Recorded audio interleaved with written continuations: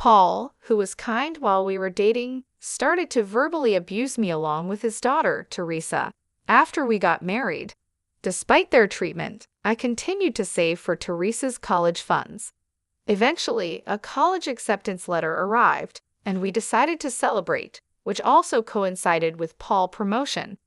When I returned home from shopping, I found garbage bags filled with my books and clothes left in the yard. In the bedroom, Paul, Teresa, and my mother-in-law were throwing my belongings into garbage bags. "Hurry up and leave. We can't invite Grandma over because there's not enough room with you around," Teresa said. "Exactly. We don't need a failure of a wife. We'll just take the college funds. Thanks." Paul laughed, shaking his shoulders. "A bottom dweller making $10 per hour. Get out, useless mother." "Bye-bye," my mother-in-law added. Something inside me snapped then. "I'll leave," I said. I went to the yard and carried the remaining garbage bags to the car. Sitting in the driver's seat, tears of frustration overflowed. I bit my lip and vowed not to let this be the end. Remember this, I am Kelly, a 53-year-old housewife. 12 years ago, I met Paul, who was 44, through work. We got along well as we worked together. Paul, who was cheerful and bright, seemed dazzling to someone as introverted as me. When he proposed, I was flustered and wondered, am I good enough? During one of our dates, he revealed that he had a 9-year-old daughter, Teresa. I was surprised to learn he was divorced, but soon grew fond of Teresa, who was affectionate and innocent after meeting her nervously. Our modest wedding went smoothly, and our married life started off well. However, the happy days did not last long. I lost my parents to illness during my student days and was raised by my uncle and his wife, who ran a business, after accepting the proposal. I introduced Paul to my uncle and his wife after getting their blessing for our marriage. Next, we visited Paul's parents to greet them. When my mother-in-law learned that I was raised by my uncle and his wife, she seemed clearly displeased. Maybe because of that, she started to make snide remarks to me after we got married. She would come over unexpectedly to nitpick everything. "Kelly, there was a hair in the corner of the stairs. The bathroom mirror is dirty. Don't you clean it every day?" She would frequently scold. "It's outrageous that you work even though you have a small child. These days, everyone works even with small children. I switched to part-time so I could be home when Teresa comes back from school." I gently objected. My mother-in-law glared at me. "How dare you talk back to your mother-in-law, insolent wife." I never asked why they divorced, but I could guess it might have been because of her nagging. "Come on, Mom. If both of us work, we can save up for Teresa's college funds sooner," Paul said. But as years passed, like his mother, Paul started to verbally abuse me as well. "You come back from work halfway through the day, and this is the meal you prepare. Don't you care to comfort your tired husband?" "I'm sorry, but it's tough to prepare 2 side dishes every day besides the main," I replied. "You just want to slack off. Everyone manages to do it," he said. My mother-in-law, who was a full-time housewife, never used store-bought prepared foods and forbade me from using them as well. So I found time to prepare meals in advance late at night or on weekends when the family was asleep. Just when I thought the issue was resolved, Paul started insisting on bringing lunch from home to save money, which of course I had to prepare, and he found fault with that too. The lunchbox contains frozen food, and the main dish is leftovers. "You're cutting corners too much. Preparing all the small dishes from scratch is hard," I said. "Don't talk back. You're the wife. You know I hate pre-prepared meals. Are you trying to annoy me?" Paul raised his voice. "No more frozen or ready-made meals from now on. But it's the wife's job to think about the family's health and prepare meals. Do you want to make me and Teresa sick?" "You're terrible," he continued. "I'm sorry, I understand. I'll do what you say from now on," I replied. Arguing back would only lead to hours of nagging, so it seemed better to comply quietly. It meant less time for myself, but it couldn't be helped. I had a hobby that brought me joy. After Paul and Teresa went to bed, I would jot down ideas in a notebook, imagining what it would be like if those things existed. This hobby, which I kept secret from them, was a great stress reliever. As a child, I had received an award for a summer vacation research project, and this was a continuation of that interest. Dealing with complaints wasn't limited to my mother-in-law and Paul. Initially, Teresa seemed like an innocent and adorable child, but as she entered upper elementary school, she began to act selfishly. Her mood swings would dictate whether she was affectionate or demanding extra pocket money. Then she would insult me in front of her friends, ignore me, or worse. Being manipulated by Teresa's moods left me exhausted. Seeing Paul mistreat me, Teresa began to mimic him, finding amusement in it.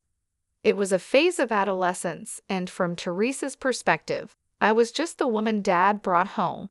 Resisting was natural. If she wouldn't warm up to me, I thought I should try harder to get along with her.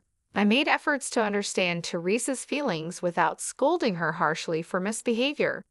Even when she hurled insults, I didn't snap back, but calmly explained, "It's not right to speak to someone older than you like that."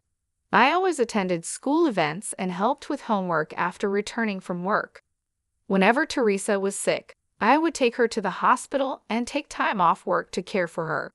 I had no experience in raising children, but I poured love into her because she was the child of the person I loved and raised her with all my effort.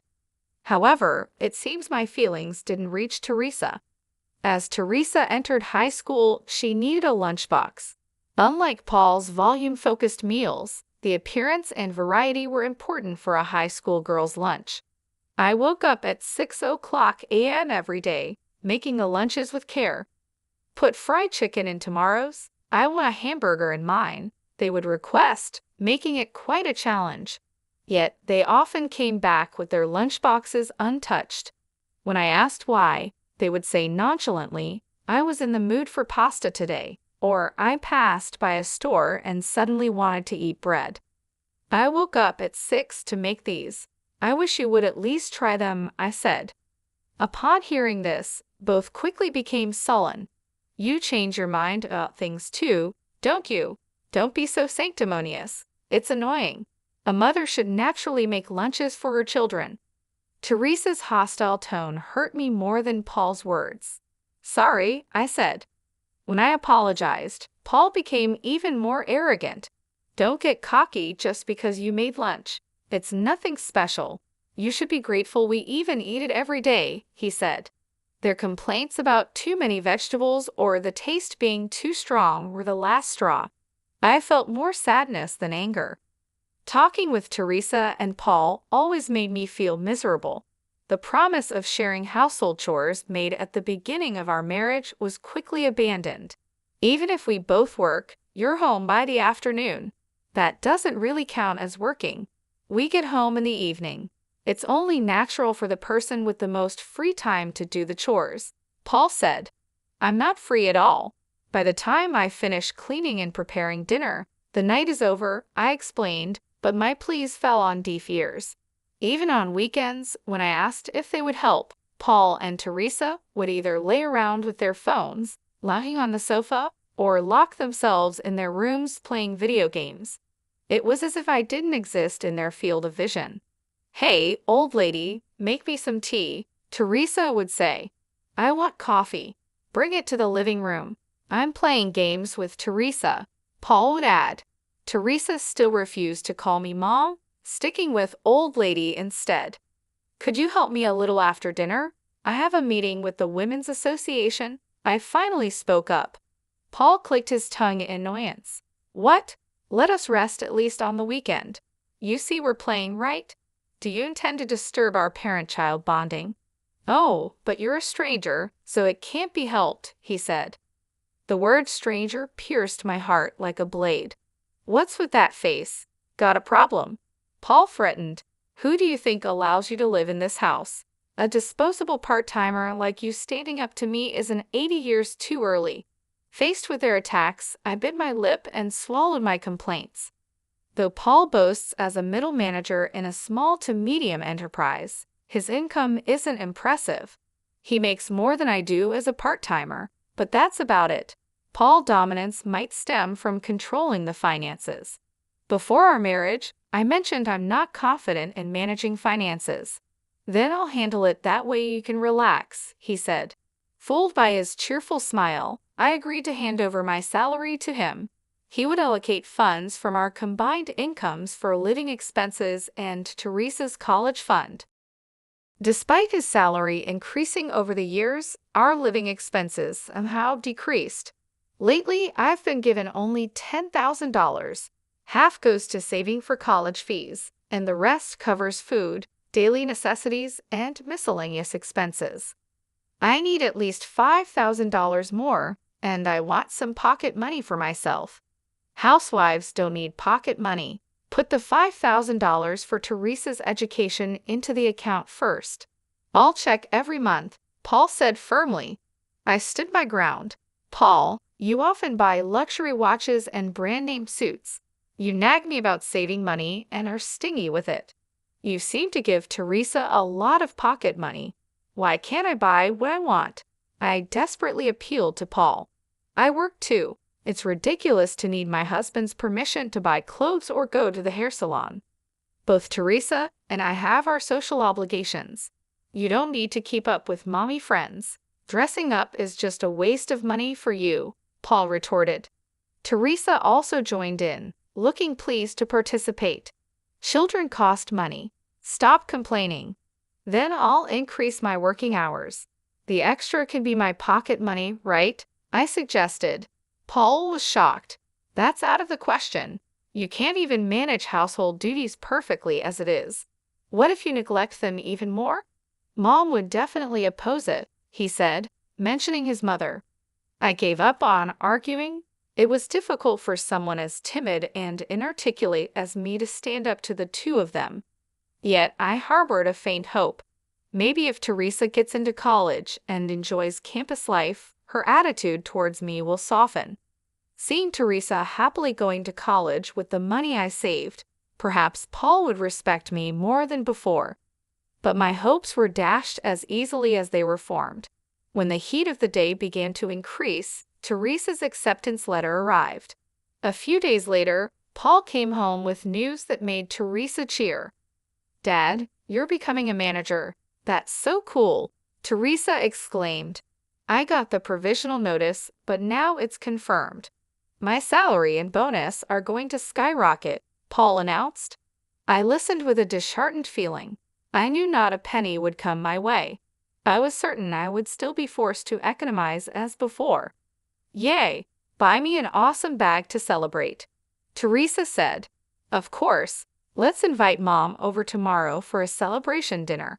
Kelly, prepare a feast. All homemade, of course, Paul instructed. Watching Paul and Teresa call my mother-in-law, I sighed quietly. This time, it seemed like I might be able to spend some peaceful time without any snide remarks. The next day, I went to the supermarket to buy ingredients for steak and soup. Despite the rainy weather, Teresa and Paul were in high spirits from the morning. When I arrived home and got out of the car, I glanced at the yard and tilted my head in confusion. A garbage bag, open and beaten by the rain, was left out. It wasn't there when we left. A bad feeling washed over me as I approached the garbage bag. I was shocked. Inside the bag were my clothes. I quickly tied it up and entered the house to confront Paul and Teresa, only to find my mother-in-law's shoes at the entrance. Hearing noises from the upstairs bedroom, I rushed up to find Paul, Teresa, and my mother-in-law cheerfully stuffing my books and clothes into garbage bags. What are you doing? I demanded. Oh, you're back. As you can see, we're throwing out trash. The old lady's stuff is all cheap, Paul said casually. As they continued their task, I snatched the garbage bag from them. Stop. Don't do this without asking me. It's okay. You're no longer needed, Paul replied. The two of them excitedly raised their voices at me, leaving me bewildered. We've already paid the entrance fee for college, right? And we've saved up the $870,000 for 5 years of tuition. Your role as an ATM is over. Amazing how you saved up with just a $10 per hour wage. It's all thanks to me forcing you to save, Paul said proudly. I stared at Paul, astonished. Why was he speaking as if it were his own achievement? Paul continued, full of pride, after kicking out the previous wife, I wanted to bring Mom here, but first, we thought of saving up for college. Finding a submissive woman to save up would mean Teresa and I wouldn't need to save. You seem submissive enough and just right to double as a housemaid. But Dad, you were wrong, Teresa said, puffing out her cheeks. She couldn't do the housework perfectly, and she lectured me even though she's an outsider. Totally useless. My mother-in-law glared at me in agreement. We married you, a parentless older woman. You should be more grateful to Paul instead of always complaining. The two surrounded me, saying whatever they wanted. So hurry up and leave. We can't have Grandma move in with you hogging the rooms. Exactly. We don't need a failed wife. We'll just take the money, Paul added, pushing the garbage bag toward me. The bottom dweller earning $10 per hour. Get out, useless mother. Bye-bye. Something inside me snapped. Then I'll leave, I said. I grabbed my valuables, transferred my clothes and books from the garbage bags to a suitcase, and left the room. Heading to the yard, I also moved the rain-soaked garbage bags to the car.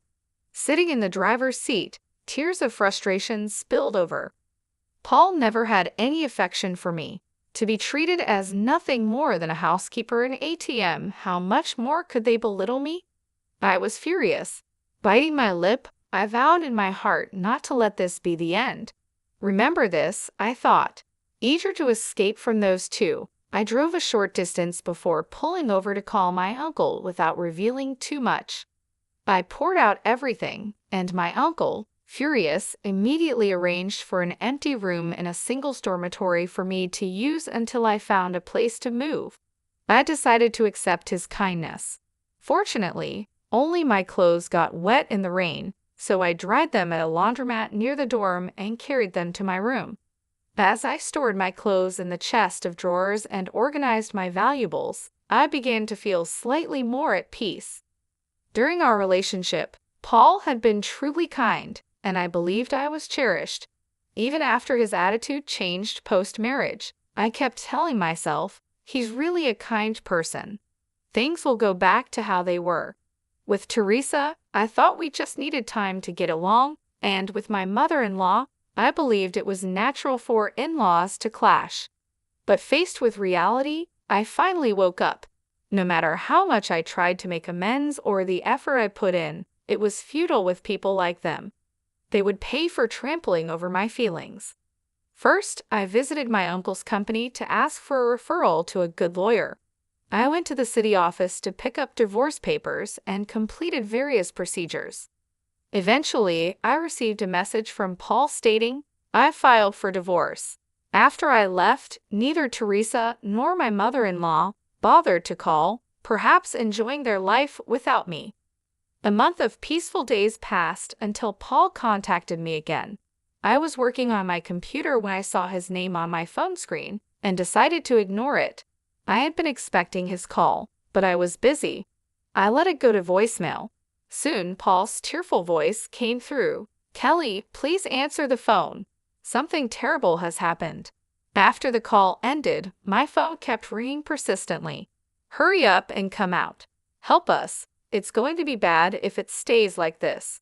He left crying messages on the voicemail and called like a man possessed. Eventually, I gave in and answered the phone. What do you want, Paul? I'm busy. Can you get to the point? Paul hesitated on the other end, taken aback by my sharp tone. Oh, well, I called Teresa's college, he said, sniffling. They said she has withdrawn her enrollment, so she is not a student there. What's going on? Exactly as they said, I replied matter-of-factly. I canceled the enrollment. The prep money's gone, but they refunded the tuition fees to my account, which helps a lot. Withdrawal. Don't make decisions on your own. Paul yelled. Poor girl, she worked hard to get into college. Oh, really? I said, unimpressed. I didn't know, Kelly mocked. With the allowance you gave her, she was busy going to nightclubs and rock concerts until morning. Hardly the behavior of a student. That is, Paul stumbled over his words. I've never seen her study once. So you chose a college where money would do the talking, right? She studied when you weren't looking. College isn't just about studying. You've taken away her chance to learn other things, Paul argued heatedly. Oh, my mistake. It could have improved her twisted character, right? I returned his statement with heavy sarcasm. Why are you doing this? Do you have a grudge against us? Paul asked, bewildered. She told me to get out, called me a useless mother. Who does she think made her college possible? How do you think I felt saving up all that money? I said. Holding on to such words, you're petty. Well, there's money in the account, right? Paul replied. Yes, I said, and the call abruptly ended. Sighing, I returned to my work on the computer. Less than an hour later, the phone rang again. Reluctantly answering, I was greeted by a frantic Paul screaming, "Why can't I withdraw the money from your account?" So you couldn't. I feigned ignorance. Paul started to rant and rave. I was refused at the bank.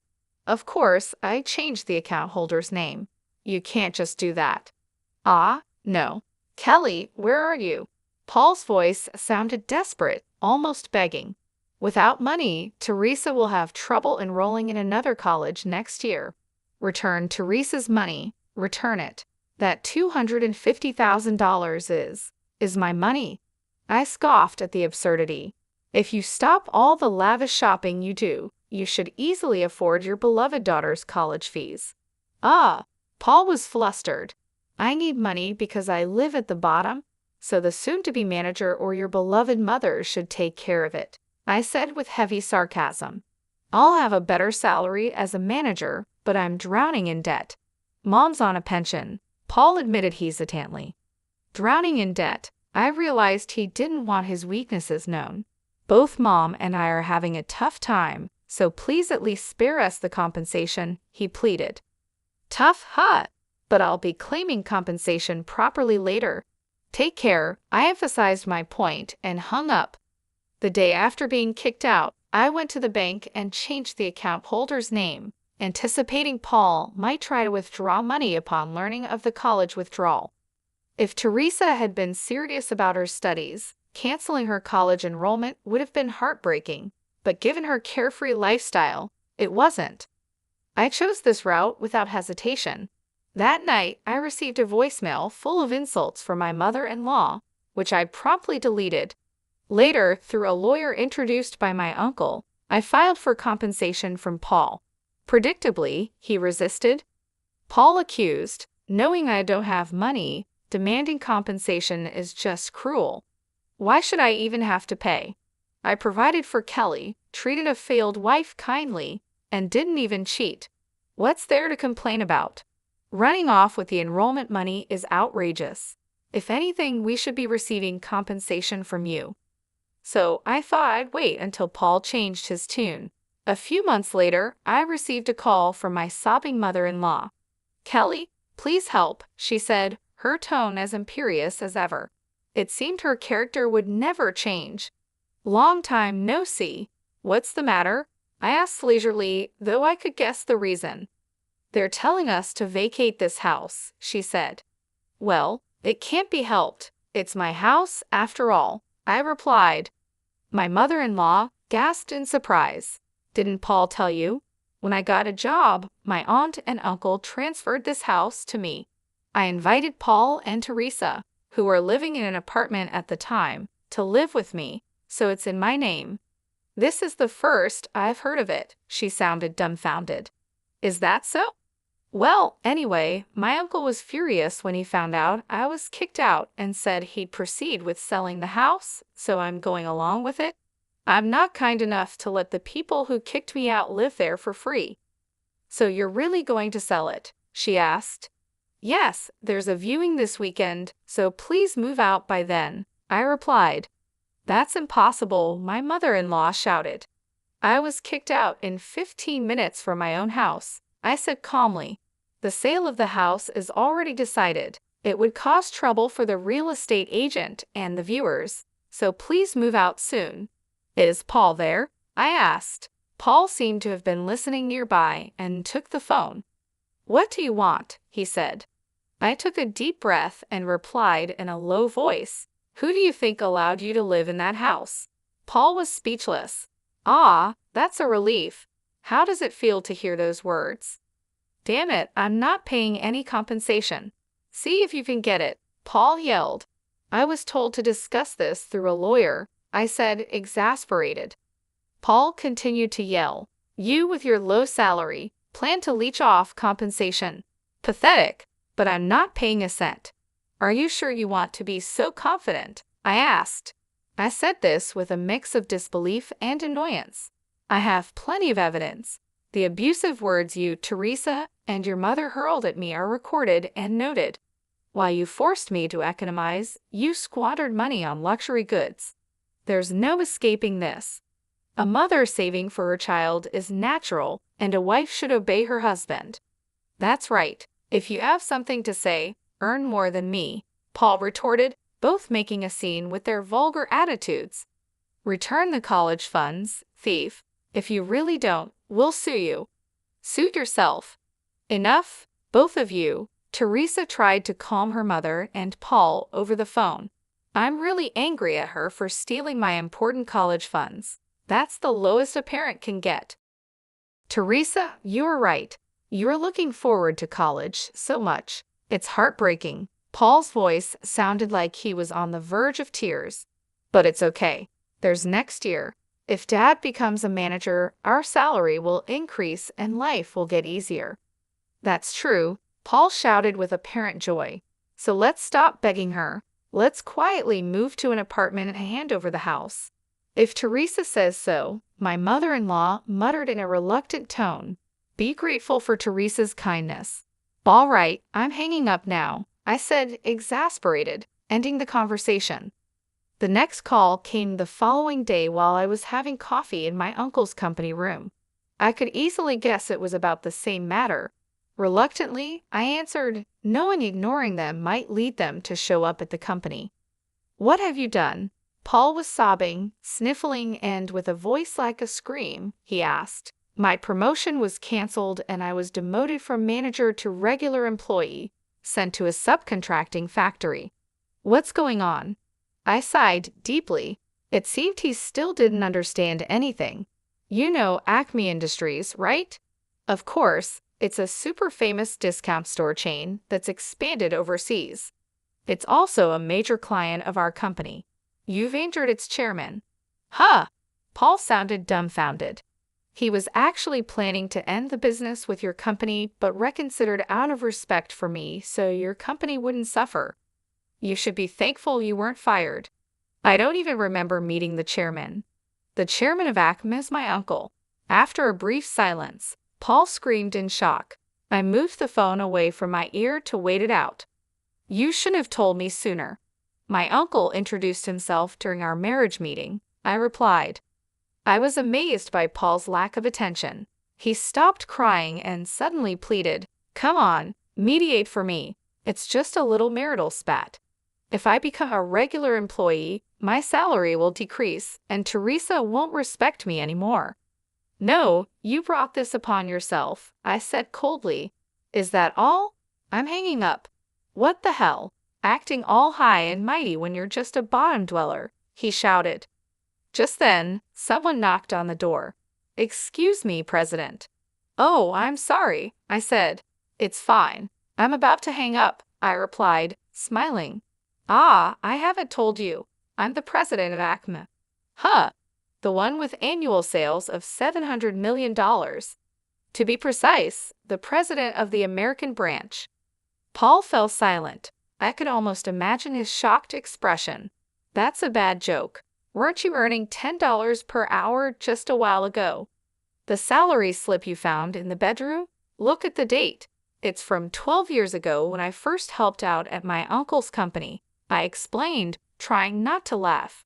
I kept it as a keepsake. The minimum wage has surpassed $14 now. You really are clueless about America's economic situation. Paul, Lost for words, soon spat out a resentful remark. Quiet but lucky. You have a rich relative. Even a useless mother can become a president.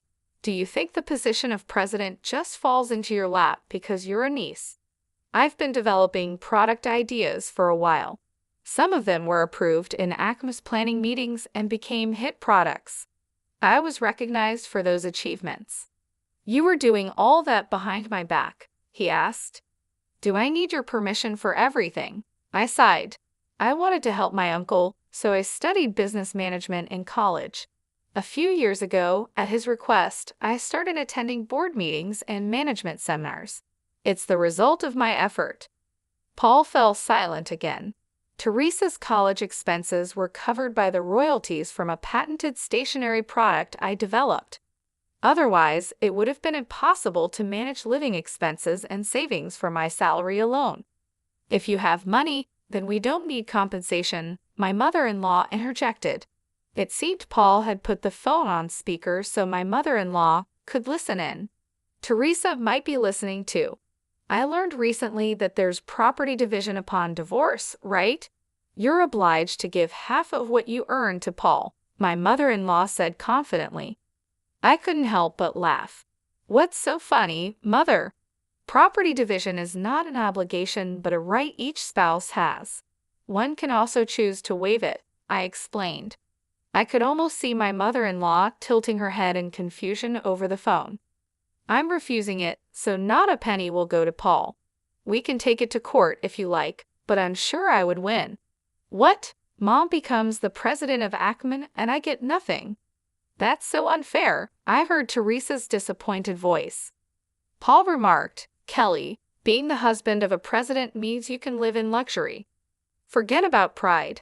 This isn't the time, my mother-in-law urged Paul.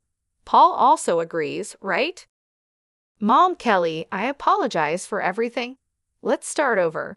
I won't treat you as a housekeeper anymore, Paul pleaded. Mom, I won't call you useless anymore.